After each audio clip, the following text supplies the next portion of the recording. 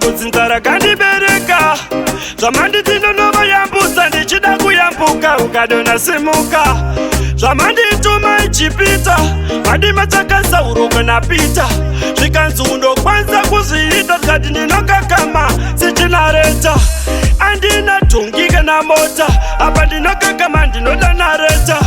foma yangu haisvike pakota ndikati ndivaudze vanoti uri kurota ndituma ndirambe asi ndinokakama wamandituma ndirambe asi ndinokakama ndiani anoda kutungamirwa nemunhu anokakama ndiani anoda kutungamirwa nemunhu asina ndarama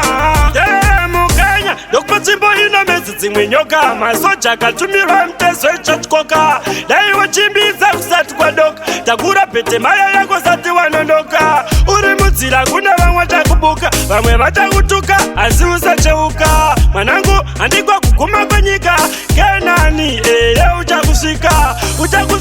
saka usavhunduka kana rifa chautani richapfurika mina nayakawanda ichatanga kuitika kasi wakakana ndini ndakakusika wamandituma ndirambe asi ndinokakama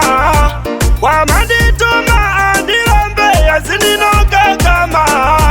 ndiani anoda kutungamirwa nemunhu anokakama ndiani anoda kutungamirwa nemunhu asina ndarama zvamandituma ichipita madima chakasauruka napita zvikanzi undokwanisa kuzviita tikati ndinokakama sichinareta andina dhungi kana mota apa ndinokakama ndinoda nareta foma yangu haisvike pakota ndikati ndivaudze vanoti uri kurota wamandituma ndirambe asi ndinokakama wamandituma ndirambe asi ndinokakama ndiani anoda kutungamirwa nemunhu anokakama ndiani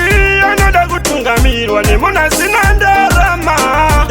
Mukanya ndokupa nzvimbo ino medzi dzimwe nyoka masoja akatumirwa mitezo ichotyoka daiwo chimbidza kusati kwadoka takura pete maya yako sati wanondoka uri mudzira kuna vamwe takubuka vamwe vatakutuka asi usacheuka mwanangu handikwa kuguma kwenyika kenani eye uchakusvika